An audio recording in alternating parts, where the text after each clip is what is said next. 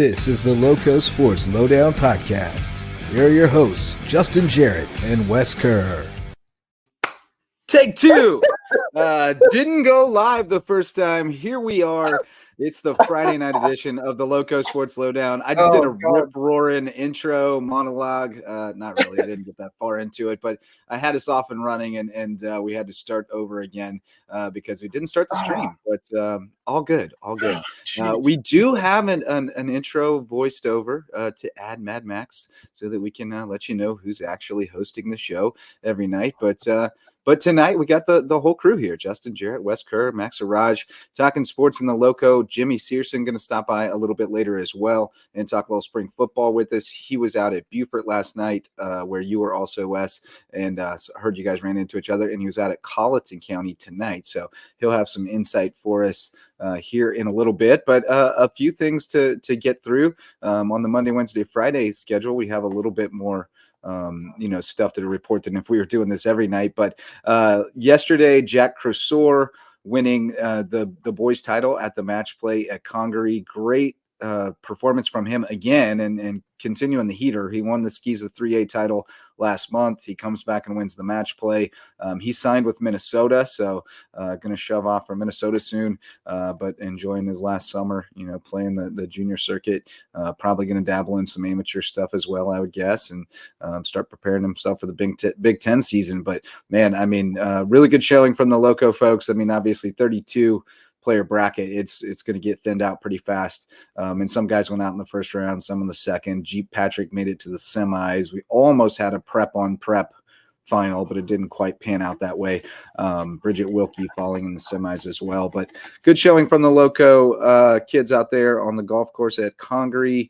Unfortunately, I never made it out there. It just didn't ever work with my schedule. But we had signing day yesterday at May River as well, which was cool. I got over there and talked with some of the kids who were signing, quite a few signees. We had sorry, I had them listed here. Oh, I have them in the ticker. That's where I have them. I was like, I typed them out somewhere. The biggest one would have been Noah Wasserman signing with Lipscomb for cross country and track and field. And I have an interview with him that we'll queue up here shortly. Devin Watson fins up for USCB track and field thrower. He was on the football team as well. Big, strong kid. Excited to see what he can do for the Sand Sharks. Kaylee Voss is going to cheer at the College of Charleston. Olivia Schoenstra is playing volleyball at Spartanburg Methodist. Will Morrow wrestling and playing football at St. Andrews. And there was one other young woman, and I'll have to look up her name. I don't have it in front of me, signing to swim at Ottawa University in Arizona. So love to see the kids getting a chance to compete at the next level. Always a special day. And, we've had a rash of them lately, so it's been really cool. Yeah, I mean, the end of the year, you get the spring signing ceremonies at a number of schools. We just got to see a special one a couple days ago when Devin Yard inked with Vermont. But this is really cool. These kids getting this opportunity to finish off the school year. I mean, graduation is the big moment for a lot of these kids, but it's extra special to not only celebrate that, but also know that you're going to continue your dream of playing sports at the college level. I'll tell you what, it's not easy to make it that far. I mean, it's difficult to display that kind of perseverance and excellence out there because it's not easy. And you have to really dedicate yourself and put on a strong performance, on the big stage, and whether it's, high school or, playing in front of college scouts or whatever. But these kids have certainly earned it. Wasserman, been a guy we've been covering for a while.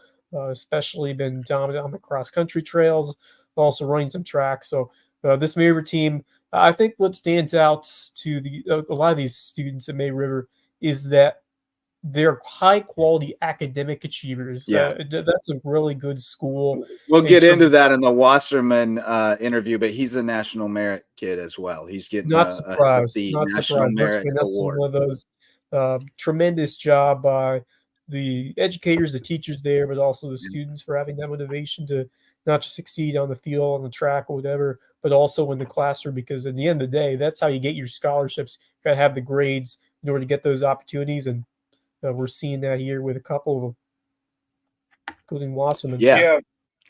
Go ahead, Max. I know I missed the show last night. I know you guys discussed Devin Yard. I do have a story about her. Her Yeah. first year, my senior year at Helm Head Christian, I was running cross country, and out comes Devin Yard. Had no idea who this girl was. She was new to the school. I was like, okay, we got a new runner. Let's see what she's got. She comes out wearing basketball That was the shoes. last time you saw her. She was gone.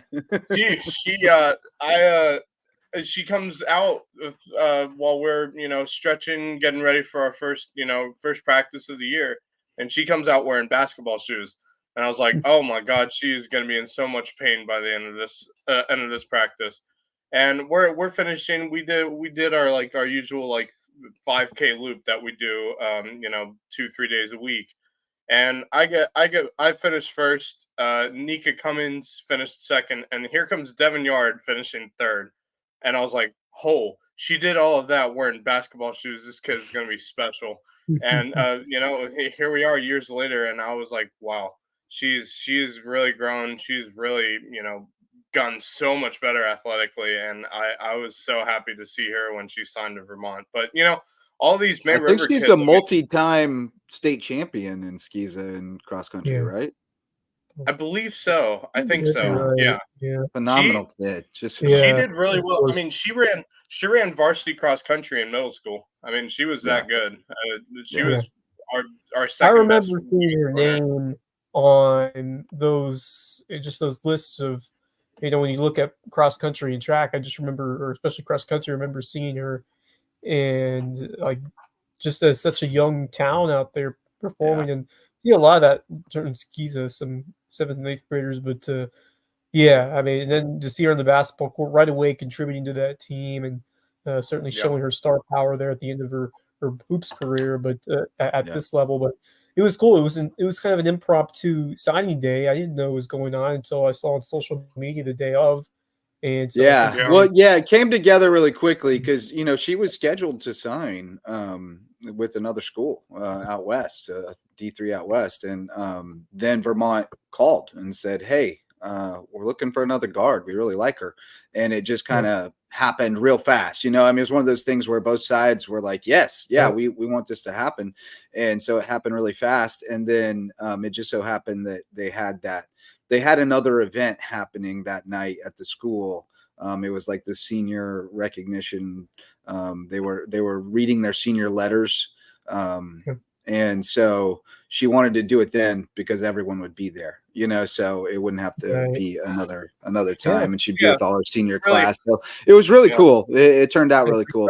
But Noah Wasserman, he didn't even know about LowcoSports. He kind of knew about LowcoSports, but not really. So that was wild. But I was like, dude, we talk about you a lot. A lot, good bit.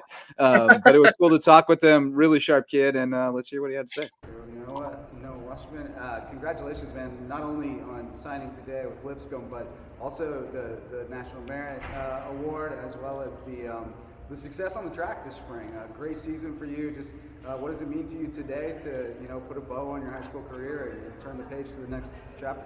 Yeah, thank you. I'm just excited to finish up my career. It was really fun at May River, and I really enjoyed it. And I'm just happy to move on to next level at D1 University in Nashville. I'm really excited.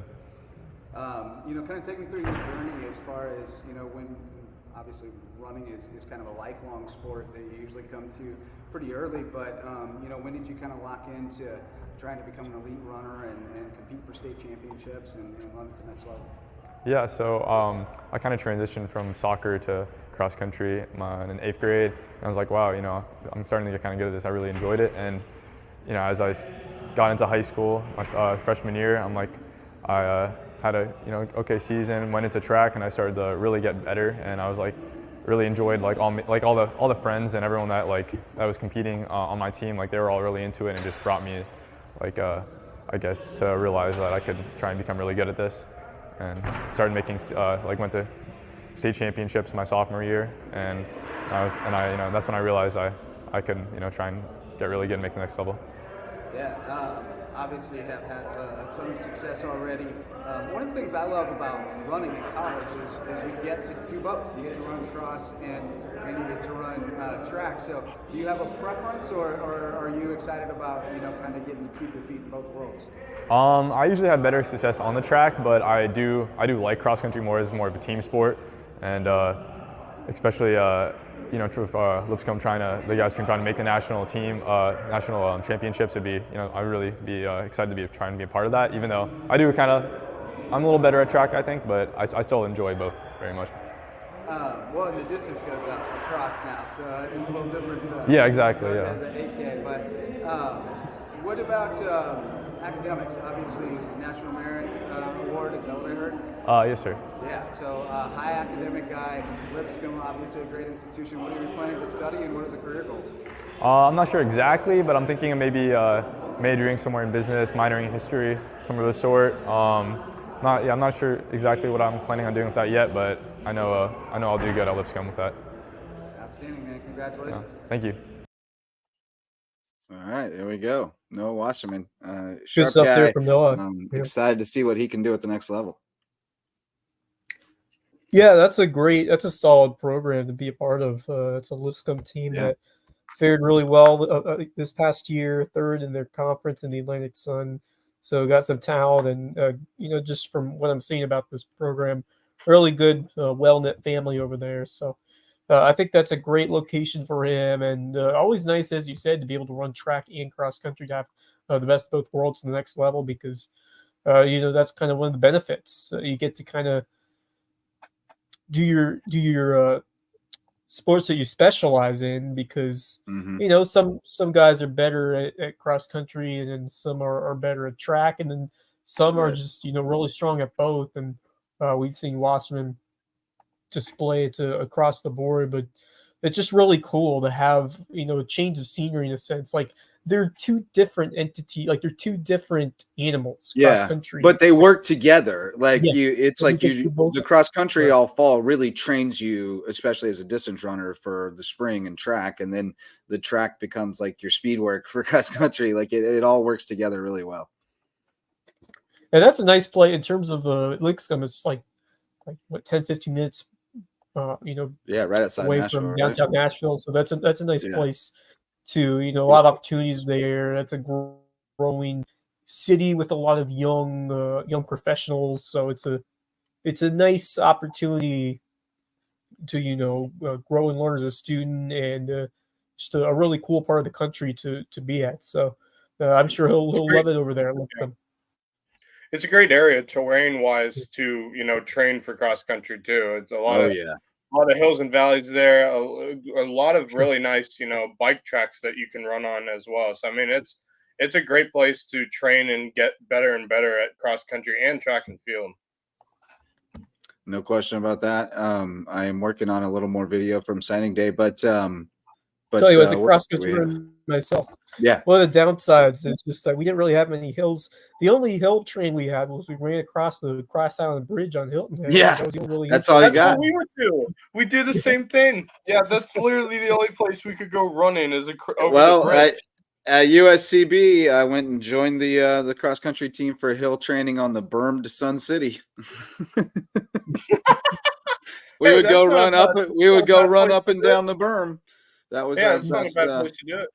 Oh, it was an incredible workout, no question. Yeah. It's a great it's a great workout. But hey, while I was at signing day at May River, I saw Misa Bitrolin, who was in his official capacity as just Misael Garzon. He was not in character, but he did let me know that they're interviewing at May River for both the basketball jobs this week. So I had not realized, and word had not filtered to me, that Matt Whitmore had hung it up, that he stepped aside from basketball and he's just going to coach golf.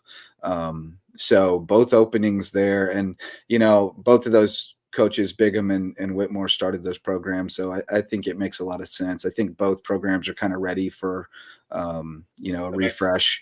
So I think it's a good time. I think it's a good time for them to be looking, as far as like the school's very attractive place to be right now. So I think it's a good time for them. And should bring in some good candidates at the high school level. I think both those jobs are very attractive. We've seen the success of that girls program before, and there's some talent coming up on the guys side that could be interesting. And if you can bring in a solid coach who has that passion for developing the talent, being part of that strong academic environment that we've seen, and being that mentor and guiding this young group of players, I think it's a very attractive, big time 4A school, and they have the talent around this area, and I think that it's going to draw some and growing names that like they're getting new kids every year too. That's the other thing, right? It's a growing area of the so state. In this, you're going to have kids to pick from. And here's a little video from signing day to show a little love for everybody signing over at May River. They've got their signing days down to an art. When I was there last year. I wasn't able to get to solid. it this year, but I remember Misa was doing like a switcheroo every second where he was moving the he's doing that this time too. Yeah, Yeah. Misa's he's the man behind the curtain. He's the Wizard of Oz, pulling the little background behind so everybody can get their shots. But I can't make out her name. But that's the young woman who's signed to swim at the next level. We, of course, know Will Morrow well from football and wrestling. I think he's going to do both at St. Andrews. That's the impression I got. I initially had seen they were signing for wrestling, but then Bonneville brought out a football helmet and they said football as well. So I think he's doing both. There's Olivia Schoenstra playing volleyball at Spartanburg Methodist, and we'll see where she goes. You saw Misa there, a little glimpse of him playing Wizard of Oz behind the curtain. Yeah. Kaylee Voss cheering at Charleston. It's nice and alliterative. Cheering at Charleston. Yeah. And then there's Noah Wasserman. Man, Noah Wasserman. He's had a good senior year, man. He had a really good cross country season and then a terrific showing at state track as well. Very memorable. They've had a couple of outstanding cross country track athletes come through this area these last There's few Devin years. Watson. You might see him grin at one point where I gave him the fins up. There it was. There it was. Yeah, Swinton was last year, who was the big name coming out to the young lady who moved on to play cross country. Yeah, Arroyo. Yeah, Anya Arroyo. She's at South Carolina. And then Swinton as well from last year. McKenna Swinton. Yeah. Claflin. Yeah.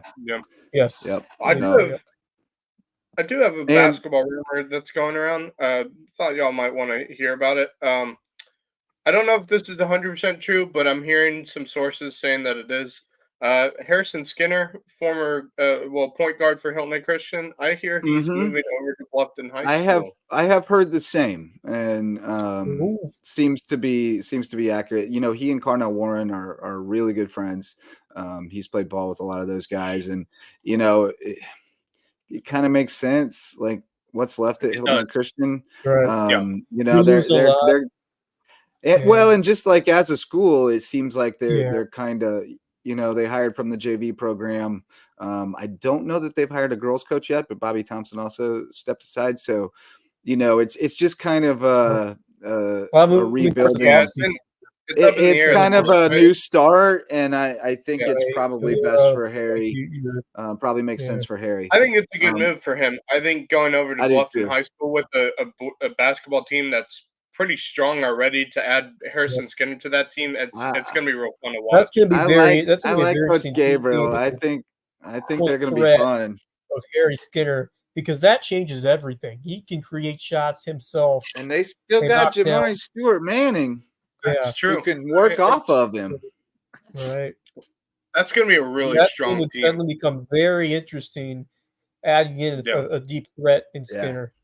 Because you got a Lachlan back, like you said. But you know, we're gonna get Rob Benson on next week. I already talked to him. He's coming on next week. We're gonna do a little Lowco Hoops report segment and get all caught up on all the rumor mill and all the stuff that's happening out there. So he's going to be working the phones, getting some news locked down for us for next week. But let's shout out some sponsors, and then we're going to shift gears and bring in Jimmy Searson. MVP sponsors they're our MVPs, so we hope you'll support them. And it's because they support us. They keep us going. It starts with my wife, Megan Jarrett, the official realtor of LowcoSports. She's with Keller Williams of the Lowcountry, and she would love to help you find a place in the Lowco or upgrade to a bigger, better place. It's a great time to get in the market, whether you're buying or selling, and she would love to help you. Megan Jarrett, the official realtor of LowcoSports. And if you find a home, we'll want you to call on Homegrown Home Inspections. They're the best in the area when it comes to making sure you're making a great investment in the real estate market. Jan Lucas and his team will check it over from top to bottom, or if you're building a new home, you want to have that phased inspection where they check on it every step of the way to make sure it's built right. Homegrown Home Inspections. And Hospice Care, the Lowcountry is our official hospice provider and the only not-for-profit hospice in Beaufort County, providing all kinds of great services to this entire Lowco coverage area. In fact, not just Beaufort County, but they provide hospice care, palliative care, grief counseling, all kinds of great things at the end of life, because at Hospice Care, the Lowcountry, it's not about dying, it's about living. And finally, Mickelson Law Firm, our original sponsor, our official real estate closing attorney, and the presenting sponsor of our Hilton Head Christian Academy coverage. They've been with us since the beginning and been supporting us since day one. So we hope you'll call on Mickelson Law Firm for all your legal needs. And now we welcome our good friend, another one who's been with us since day one, Jimmy Searson, one of our ride or die LowcoSports guys. What's up, buddy? Hey, good. How are y'all doing? Doing all right. We're going to talk some spring football here in a minute, but first I want to hear about the baboon on the loose in Walterboro today. Did they capture him?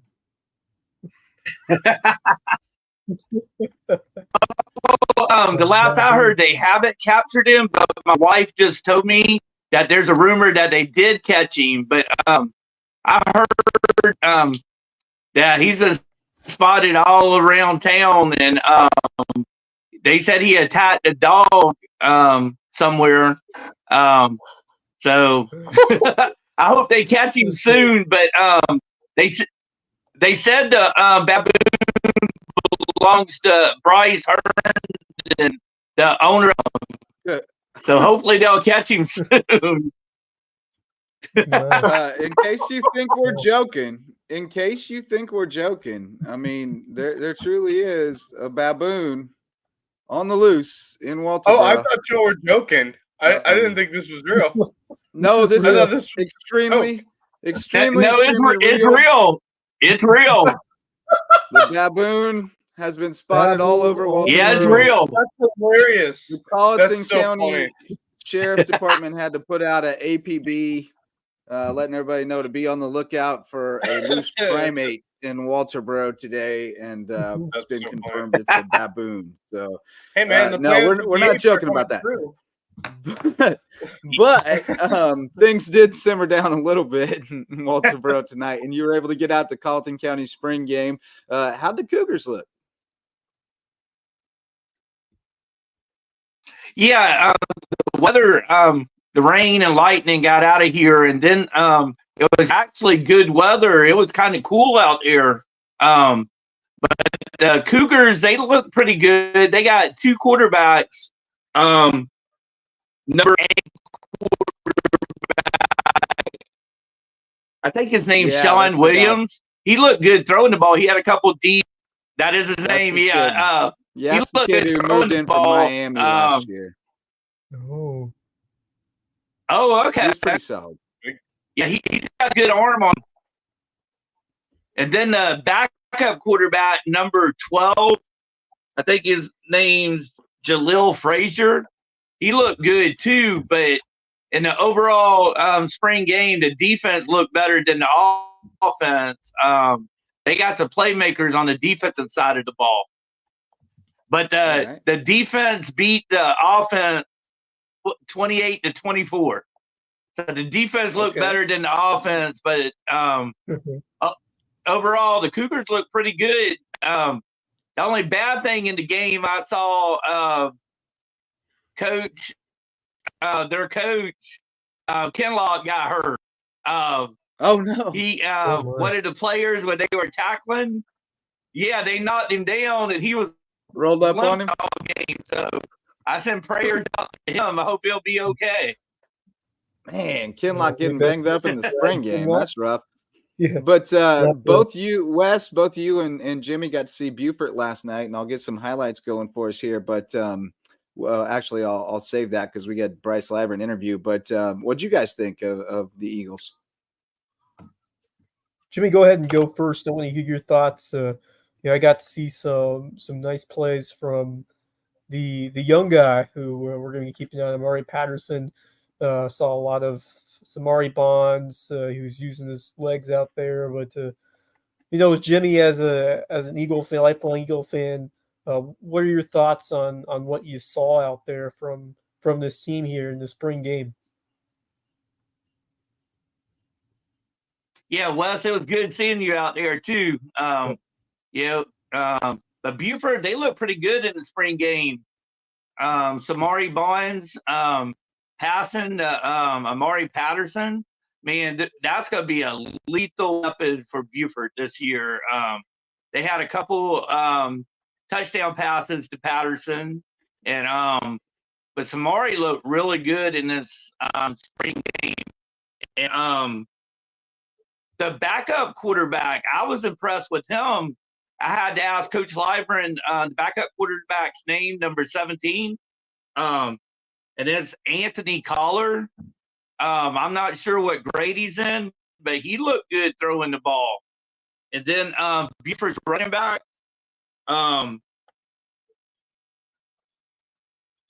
Isaac Smalls and Elias Johnson. They had a couple big runs in the game. Yeah, they both look good. And then on defense, of course, Will Cotting. Man, Will Cotting's going to be a weapon. Oh, yeah. Yeah, Will Cotting's going to be good on defense. Yep. He's a monster. He's starting to, as he gets bigger, he's starting to remind me more and more of Will Kelly. Same kind of guy, just roaming around in that second level and just wants to kill you. I mean, wants to hit you as hard as he can. Yeah. He's fun to watch. But Smalls, I love him. They used him at running back a little bit last year.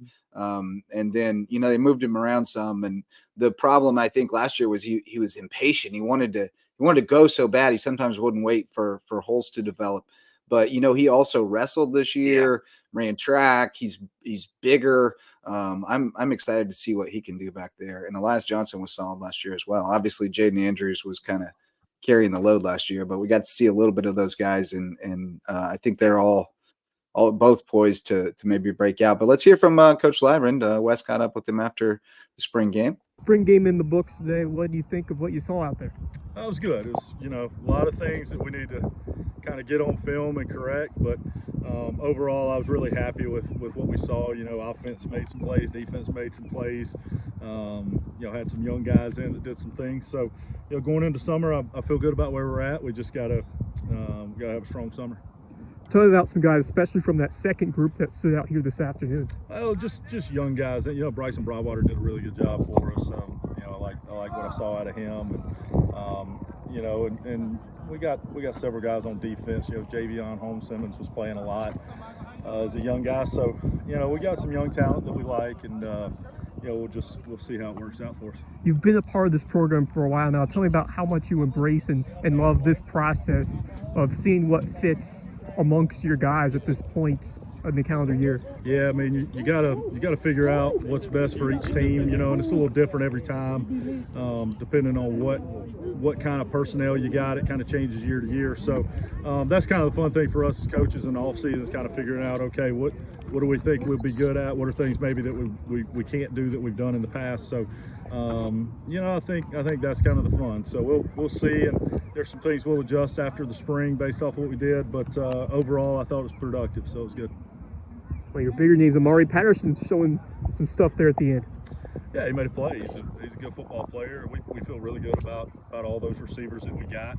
Samari's kind of coming into his own. So we're going to need all four of those receivers, and we really have 6 that we feel good about, and they're all going to have to make plays. And so I think that that overall a lot of those guys that were really young on that team last year are going to have to step up for us. Your thoughts on moving back to Class 4A this year? Yeah, we don't really think about it a whole lot. You know, we play who they tell us to play. You know, we've always done that. We were in 4A. You know, we went and played that schedule, and when we were in 3A, we played that schedule. So wherever the high school league tells us we got to get to, that's where we're going to go. How do you approach this summer leading up to August and the start of the new season? Same as we always do. Just got to get work in. You know, we got to. Everybody's got to show up. Everybody's got to do their job, and you know, if we're able to do that and have a good summer, then you know, it's going to start really quick for us. So we got to get going. How much do you love being a part of this program at Beaufort? No, it's awesome. You know, it's really cool to be a part of it, and you know, to see kind of what we built here over the past 6 years, and you know, with all the kids, you know, there's a bunch of guys coming back that we see that, you know, have played for us, and you know, a lot of guys from that state championship team that have shown up this week and watched us practice. So you know, that's the cool part, is just seeing the young men they turn into, and you know, we hope that we're kind of building them the right way, and but it's been fun, and we've built a championship program, and the goal is to get back there. Good stuff from Bryce Librand, and I know you love the sound of that, Jimmy. The goal is to get back there. Yeah, I do. Yeah, I'm ready for football season. Yeah, that was a great interview with Coach Librand. I'm glad he's still here. He's done a wonderful job in his time at Beaufort so far. Yeah, he's you know, people have been interested in him a couple of times, but he's stuck around at Beaufort, and I'm grateful for that, and I know you certainly are. Wes, you also got out to Bluffton. Let's take a look at what Coach Gregory had to say, and then we'll let you analyze what you thought about the scrimmage. Game came right down to the very end, just the way you wanted to go. Yeah, you know, we didn't do everything great, but I saw a lot of guys competing, and that was the biggest thing that we were looking for tonight, is just to watch our guys compete. They were all pissed about who won and who lost and all that stuff, so I just love that our guys are so competitive. It's pretty awesome. Got to mix and match 2-year quarterbacks. Tell me about what you saw from both of them. Yeah, you know, well, I mean, Aiden's our quarterback. Jim Williams is our backup, and he'll play either JV or a little bit of backup on varsity this year, but we don't really have a quarterback battle. It's just a more thing of we were getting our backup some reps. But I thought, you know, Aiden this year is stepping into a starting role, and he's coming into things. He did a good job in the second half tonight. First half, he was just a little on edge, so we got to get him just calm down a little bit, but he's going to develop into a really, really good quarterback. How would you like to see your offense develop and be more refined as you head into the fall? Yeah, it was kind of hard tonight because we had our offensive linemen all over the place, so we just got to get our offensive linemen all rolling together. When our 5 are all playing together, I think we're going to be pretty good. And then we got to get all of our receivers on the right page. We had some receivers run the wrong routes and stuff tonight, but when we're all doing the right thing, it's really, really good. I thought Nate Ulmer showed up tonight, black side, both sides of the ball. What do you think of his performance? I mean, Nate's one of the best players on our team. He was one of the best players on our team last year. He's going to be a big-time senior for us this year. I've told a lot of people he's going to be one of the best receivers in the state, and he'll definitely do that. And he can play a little bit defense, too. He's just a really good football player. High motivation. The winning team gets the steaks, the losing team gets the hot dog. So yeah. Definitely fired up both these sides and led to a competitive game. What do you see, especially from how that white team responded and came back and made it a game? Yeah, I was worried for a second that the black team was going to blow them out. The black team had kind of more linemen, and the white team had more skill guys. So in the second half, I think the linemen got a little tired, and when the white team was able to get some time in the pocket, Aiden was starting to dot him up a little bit. So I think he threw 3 touchdowns in the third quarter, so that was pretty awesome. Big picture here, what do you want to focus on as you get ready to head into the summer months, 7-on-7, and then proceed right into the yeah, I mean, with how much we throw the ball, 7-on-7 is going to be huge for us. So we just got to really refine all of our stuff and get on the same page with everybody. And if we can, again, just get all of our receivers on the right page, because we got to replace the 2 receivers from last year. And we obviously Aiden played a little bit last year, but he hadn't had a full year of starting experience. So we just got to get them all on the same page and getting good chemistry down. And then we just got to get our linemen and everybody in the weight room and get a little bigger, faster, stronger. Tremendous season in 2023. How excited are you to build on that coming up in 24? Super excited. I feel really, really good about this year. I felt really good about this offseason. I think this is the most talented team I've had since I've been at Bluffton, but, you know, we're going to see how they do. They got to, you know, carry the same mentality that a lot of our guys had on the team last year. We need some juniors that are going to be seniors to step up as leaders. talk about the culture that you have developed here over these last few seasons. Yeah, I think we've developed a group of like tough, gritty dudes that love to compete. I mean, our guys love football. That's the number one thing I love about our guys. They love football. Like, they were furious tonight, the white team, when they lost. And they were yelling at the refs and the coaches and everything. And like, that just shows how competitive they are and how much they love to compete and win. So that's something that I'm a lot like, and I think the kids have taken on that mentality, and they're freaking tough. Our spring practices have been really, really tough. Like, we've had some dudes knocking each other around, which is awesome. Well, they were mad because they had to eat hot dogs while the winners got steaks, right? I mean, I'd be mad too. Yeah, no doubt. But I think, as we alluded to in the interview, I think is really what, spurred the competitiveness. Even if it wasn't for the food, these kids still wanted to win. And that's kind of the culture that Hayden Gregory has established here. And the fact that what we saw a year ago, we saw it really work as that season went on. They got the big win over May River at home. And I thought the defense was able to step up in some big ways over a couple of those region games. And you saw the growth of the confidence of the offense, that quick strike ability. And now you have Cardinal Warren back. You have a couple of, guys that went under the radar this year that I think are going to make big contributions, especially in the spring game. I thought Nate Ulmer really stood out. So had a big touchdown catch on offense, but also was a menace defensively. Lucas Gates on the opposing team, the Whites team, was really, really impressive. And I just really enjoyed the competitiveness of this game and how much both these teams wanted to go all in and play, that high level of football in a spring game. And that's something you don't see all the time. But these kids know how important every practice is, every snap is, during the spring, because they want to find a way to, build on what they did last year and make big contributions come the fall. So I just think it speaks to the great ship that Hayden Gregory is running over there. He really, seems to have a good grip on this program. The kids love playing for him. The kids love to compete. And that really instills a lot. And we're seeing that from the leaders of this team down to the younger guys. And that's absolutely something you want to see your program build around. So, I mean, just a few years, but this Bluffton team has just elevated and grown by leaps and bounds. Yeah, you're losing Owen Bays at quarterback. You're losing a couple of standouts on both sides, but you're building back the culture. And I think that's the big thing that I talked about with Coach Gregory, is that you're losing seniors, but you're still building the culture, and the guys behind want to make their own impacts. And I feel like these Bluffton kids really get what it takes to win and succeed out there and work hard. And we're seeing that in instances like these in these spring games, how competitive they are. I mean, it looked like it was going to be a runaway win for that black squad, and all of a sudden it's a 3-point game in the fourth quarter, and nearly able to come back, if not for a nice long drive. And by the way, so McCarthy was kind of like, all-time quarterback, like in the backyard. He was playing for both teams. They had an all-time kicker.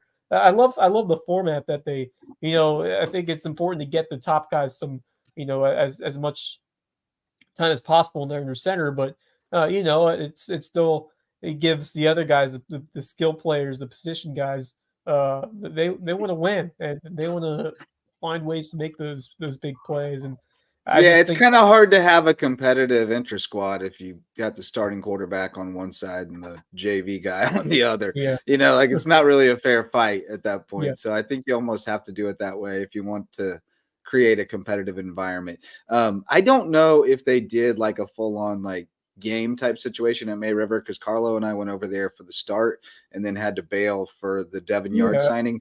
But we do have some footage, at least from some of the drills pregame, and then they were running some plays and stuff. Situational. I think they went on and did like a series, because they had the clock counting down, but we had to leave before it ran out. Oops, I did a sloppy edit on Carlo's clips here. But it looked like May River, what we expect from May River. They're gonna power run, and you'll see, they're working a ton of misdirection, triple option almost type stuff, which definitely suits their personnel right now with Macy, who, by the way, is getting some like Ivy looks and stuff, like major high academic D1 stuff. I don't know who that was running the ball, but he looks nice.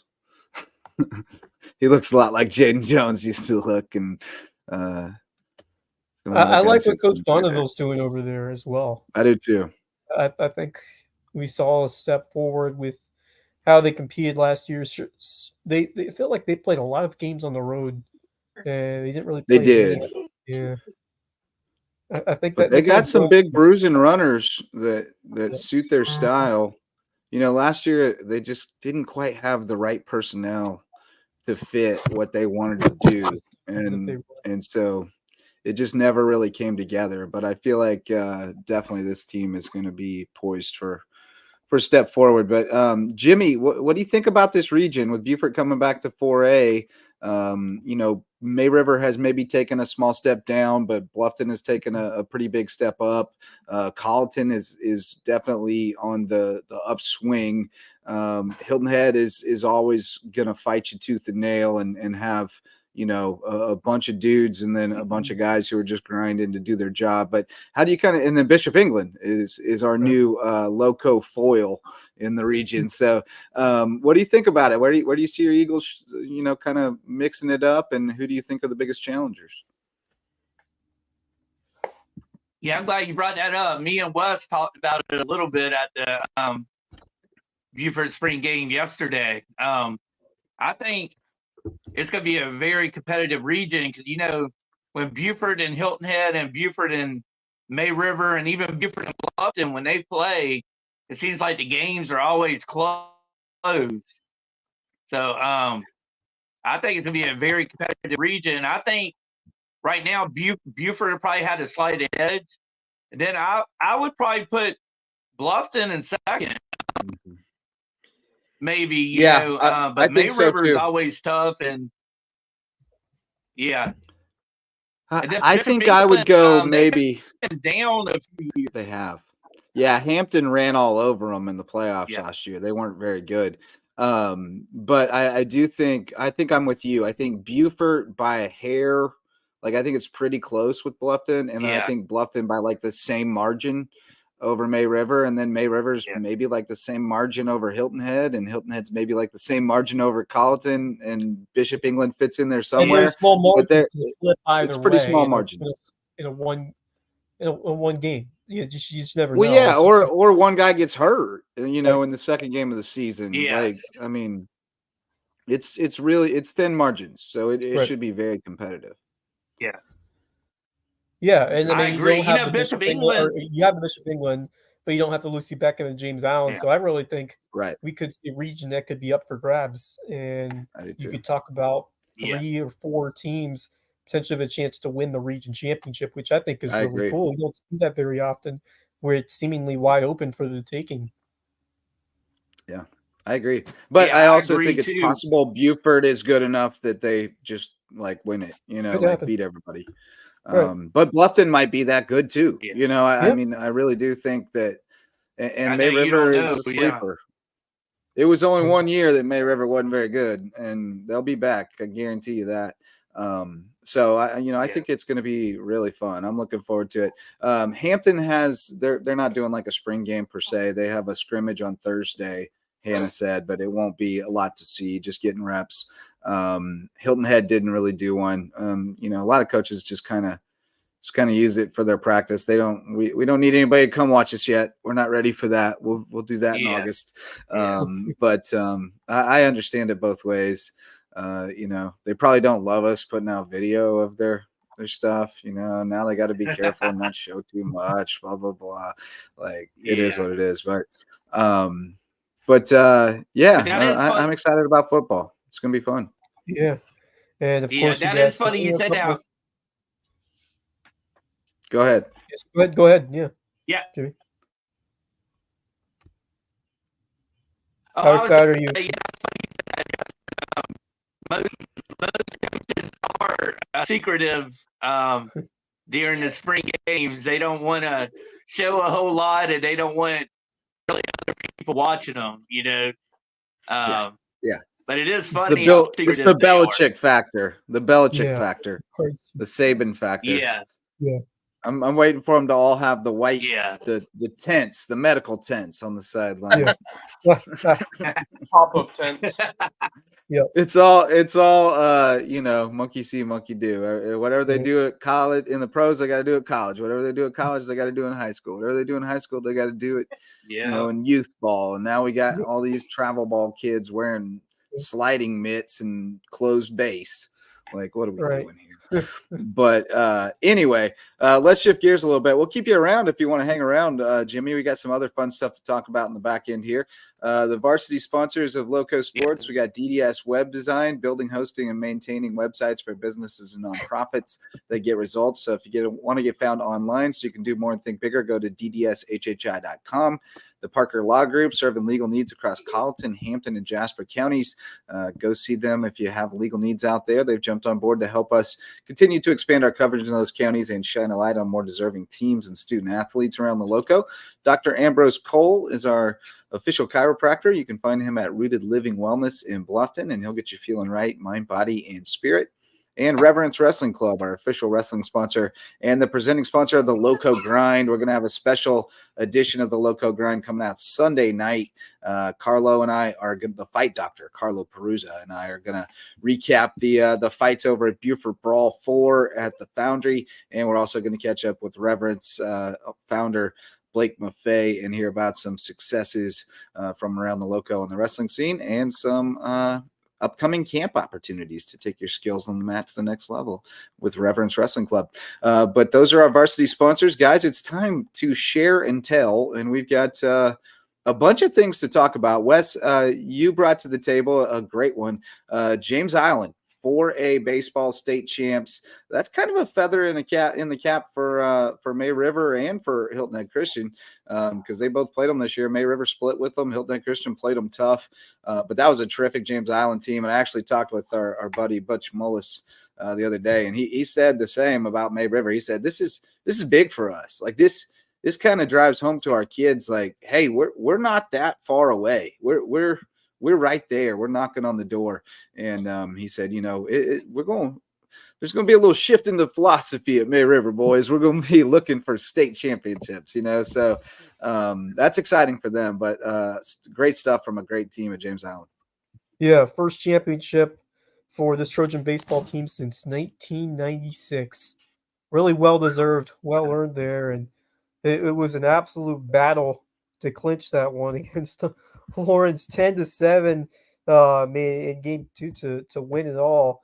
But it was a back and forth ball game. They came back from down 2 in the 7th to force extra innings, and they win it in the 8th. So I mean, just a dramatic victory for this James Island squad, and great to see them get it done. To see a Lowco squad finish the job and bring home that 4A state title. Now, of course, you look at this James Island team, they're moving on to 5A, and so definitely going to be a steeper challenge. But I mean, winning a state championship is everything for the young kids, for the school in general, and it just puts your program on the map at the very top. It's just great to see it just down the road, to see a May River team that competed against them, to see Hilton and Christian team, which won their own state championship in skis at 3A.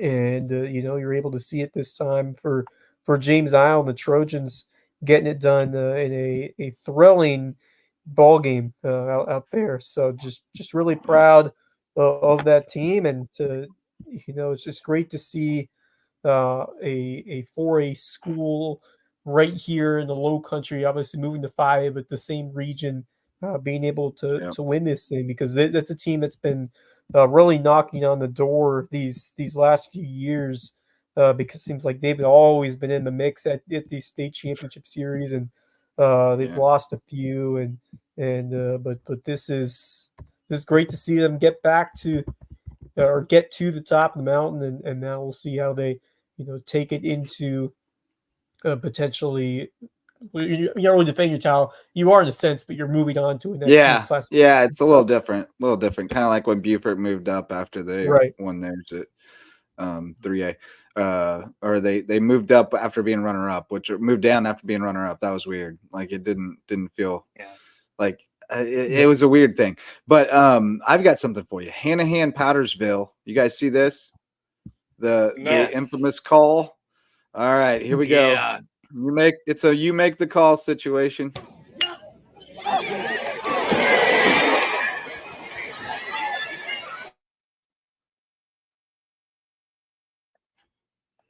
All right, what do you got? Safe. Did they call interference? They sure did. Oh. The call was that he blocked the plate. I do not agree at all. They called that he blocked the plate. He was nowhere near the plate.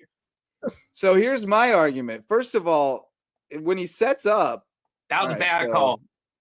All right, yeah, I agree completely. It's a bad call. He's set up in a perfectly legal place in front of the plate. He is entitled to go get the ball. He goes up the line to get the ball. He tags him before he even gets to the apron. He's out. And he's not sliding, by the way. He's out. He's out. We got a man who wants to show us that he read the rule book. I mean, it's awful. I respectfully disagree with that call. Disagree with that, It's pretty, that's pretty bad. That is a terrible call. He's got to go get the ball. The umpire was watching it too. The umpire should know that ball was not interference. He had to go and grab that baseball. So the last time we saw Hanahan, they were celebrating in the pool, and this time they are mad, and rightfully so, about that one. So hey, the tough one there, but hey, there's some excitement in the state of South Carolina at the college level.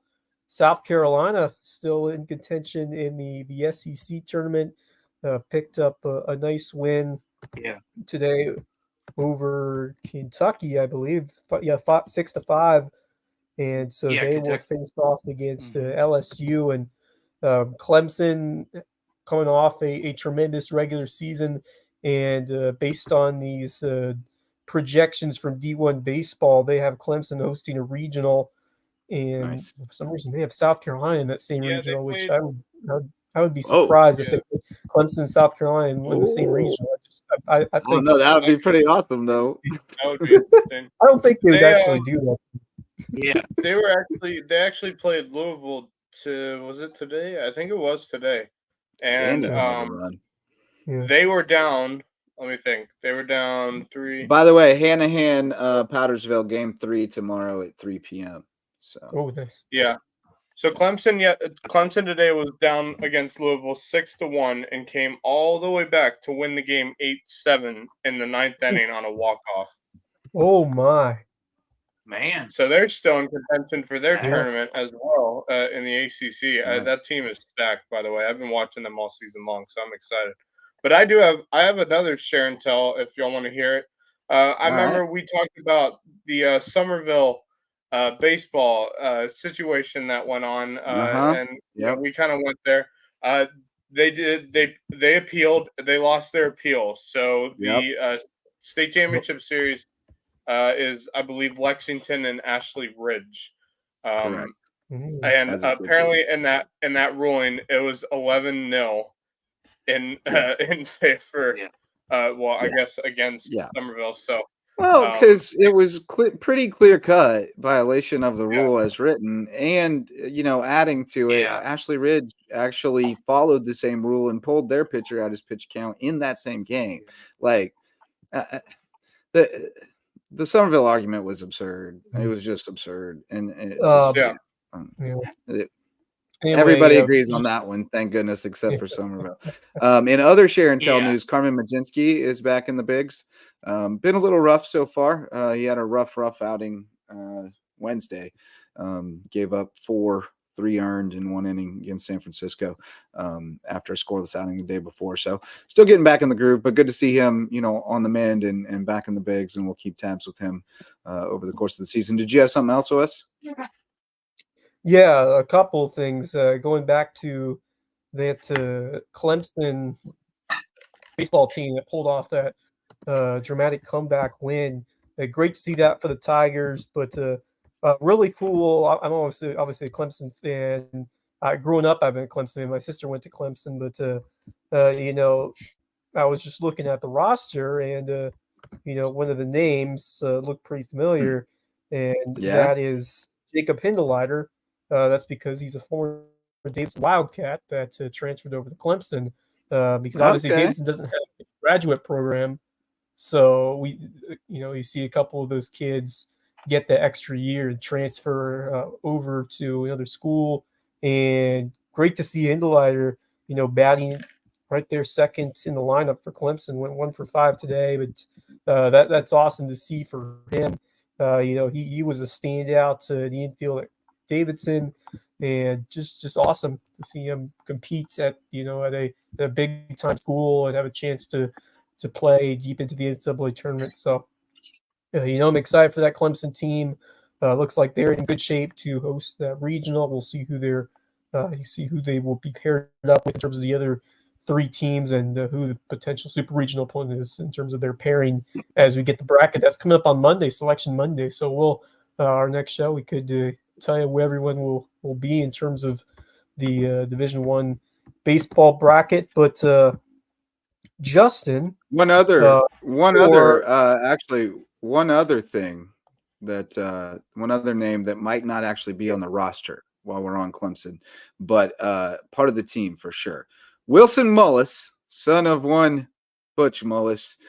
He could have gone and played ball somewhere, but he elected to go to Clemson and become a manager and part of the staff and learned analytics and all kinds of other stuff.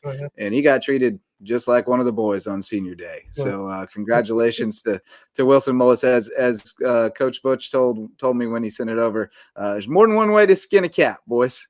There's more than one way to skin a cat. But, Justin, your Mizzou Tigers in the Super Regional on the softball side. Yeah, baby. Dropped game 1 to Duke today on the 24th. I haven't been keeping up that closely, so I didn't even realize that. But I knew we were in the Super, but I didn't realize we lost to Duke today. That's a bummer.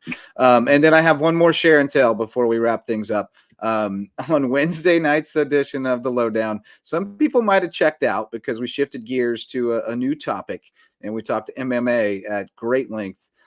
Talking with Abe Stem from the Foundry, who's putting on the Buford Brawl 4 on Saturday. Talking with Trig Tennant, a Marine from Kansas, fellow Kansas native, who is making his amateur MMA debut tomorrow night. And most importantly, talking with our new star of Lowco Media, Summer Estrella, who is the daughter of Macy Estrella, who is better known as Lacey Evans from the WWE. And Summer was amazing. And here's just one clip from our great interview with Summer, which now this clip has over 26,000 views on Instagram because Summer's amazing. The Undertaker's creepy. Kane, I have a little book and I make sure they sign all of them. I like the old person people that used to fight and they were really good. I like old person wrestling better because it was all real and stuff. But I have some of my mom's kendo sticks when she got beat with them. And then Charlotte Flair I don't like. She's just mean. You hear that, Charlotte? And then Becky Lynch is terrible. I don't like her at all. Huh? You don't like the man? She ain't the man. She ain't the man. She's a woman. She's a woman. And then Seth Rollins, I didn't like either. My mom had a feud with him, and then my mom had a feud with Sasha Banks as well. I love her dog, though. I love her little corgi. And then Liv Morgan had a pig that I love to go with, and then Rhonda had a little baby, and this is how our interview with her began. How old is Summer? Summer's 11 years old. That wasn't where it started. I'm sorry. That was the wrong clip. But when it started, I introduced her by saying, I think our next guest is up past her bedtime. And she informed me, no, she was not. Her bedtime is 11. She usually goes to bed about 11 after she does her 30 push-ups. And I was like, all right. She was a whole dynamo. She called out about half the WWE. She told us about 50 different moves she's going to do on this poor little girl that's got to fight her tomorrow night, including that she would like to punch her in the face, but she's not allowed. No headshots. But she also just killed us with like adorableness at the same time that she's telling us about how she's going to whoop this little girl's butt. So it was pretty unreal. If you enjoyed that, you should definitely check out the full interview. There's about 20 minutes of goodness from Summer Estrella, and we'll tell you on Sunday night how she did in her MMA debut, youth MMA debut. First time we think it's been done in Beaufort County, as far as we know. So pretty cool what they're doing at the Foundry. Jimmy, you going to the fights? Are y'all going to that, Justin? Yeah, Carlo's dragging me. You gonna go? I'm going. When is it? It's tomorrow night. It's tomorrow, at the right? Foundry. They still got tickets. Yeah. It'll be fun to go to, though. I might try to make it. I might Carlo go. and I are going to go do the thing. So if anybody else wants to see MMA right here in town, in our neighborhood, our neck of the woods, happening at the Foundry tomorrow night, should be fun. But summer's amazing. You know what? I might go with y'all tomorrow. It'd be fun. I have an early morning shift, and then I'm done at like 3:00. I have plenty of time tomorrow night to do stuff. Yeah, dude, I'd be down to hang out with y'all. That'd be fun. All right. Well, I think we covered all the ground, boys. Let's shout out the Lowco Booster Club. They support us, so please support them. We got the Court Lifestyle Pros, Lowcountry natives Debbie and Daniel Court, who are with Charter One Realty and want to bring you home to Hilton Head Island. Revive Rehab, Women's Health, and Pelvic Floor Physical Therapy. Dr. Allie and Dr. Jen want to get those new moms feeling their best again.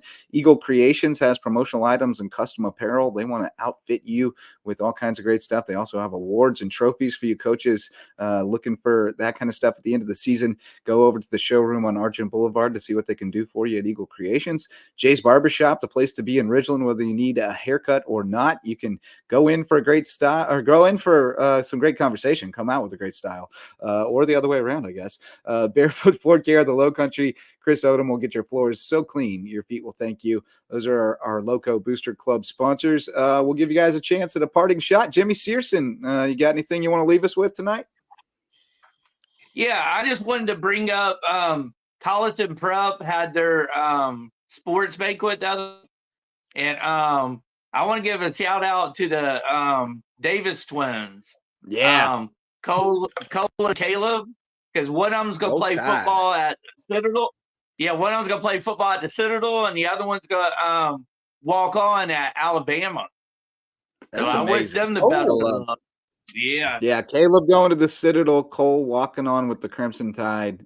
Great opportunity for him, and it's going to be a great experience no matter what happens. And if he gets there and he's not getting to play and he can't handle that transfer portal's out there, baby. But what an opportunity for him to go see if he can do it at the best of the best. I mean that's amazing for him. Good call, Max. You got a parting shot?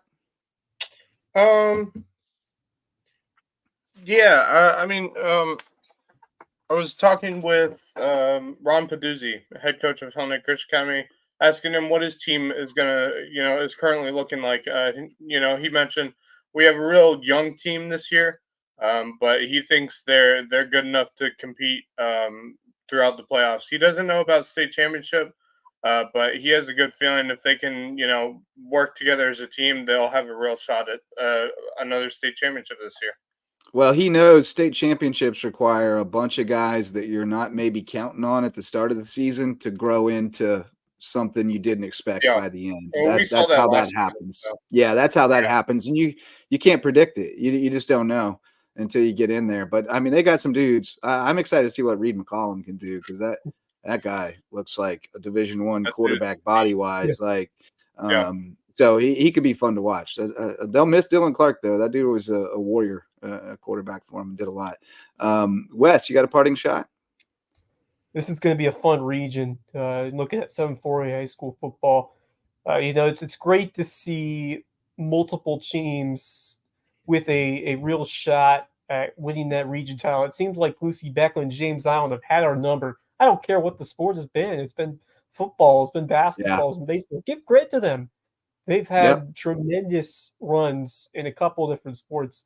Now we just have Bishop England to contend with, and Got to give credit to the Battling Bishops because they're going to be that spoiler and put up a fight. But I like the chances of some of our Lowco teams to rise to that challenge and pick up some region championships. Just keep an eye on that Buford team because I feel like there's something brewing over there. And I do too. Don't count out Bryce Lavin because he's shown why he is one of the best coaches.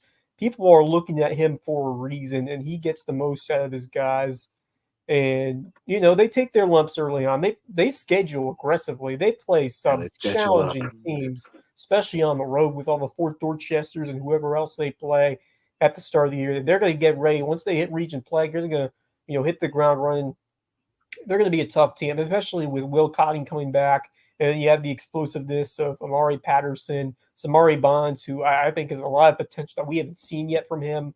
So I think there's a lot to be excited about if you're a Buford Eagles fan this year as they get ready to move back to Class 4A and see what they can put together. I think there's going to be a lot of unfinished business amongst some of those key guys who are coming back. I'm sure they did not like how they went out the last year in the playoffs.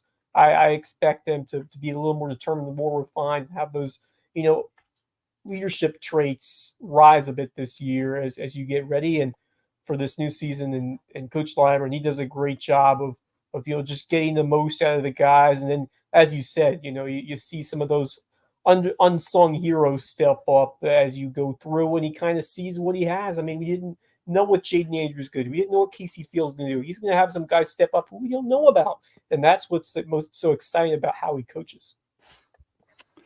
Indeed. I got a parting shot for you. I just thought of it. I was going to bring this up and then I forgot about it. But this is a great spot for it. A parting shot. Little shout out to Bridges Prep.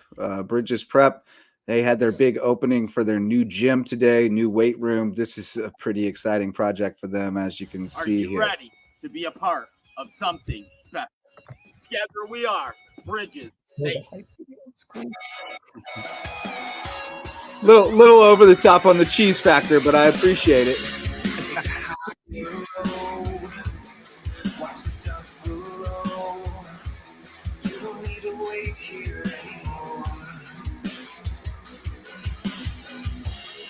Everything starts to blur. Everything that you heard doesn't mean a thing here anymore. 'Cause we don't want to be ordinary. Who wants to be ordinary anymore? When you're unstoppable. You were there, Wes. I was there. Look at that this. was one of the most fun experiences. Look at this. Wow. Can't wait for more.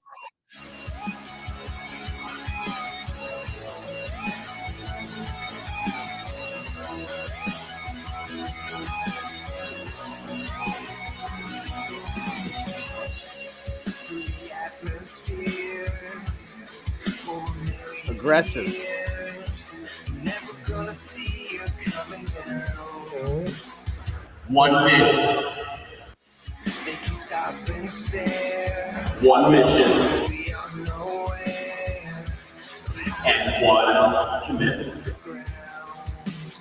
Pretty cool video. Together we are.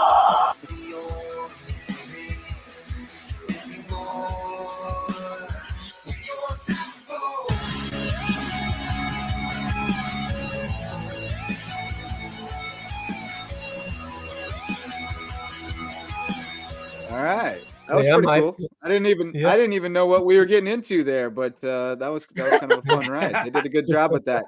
I knew that it was about their new gym.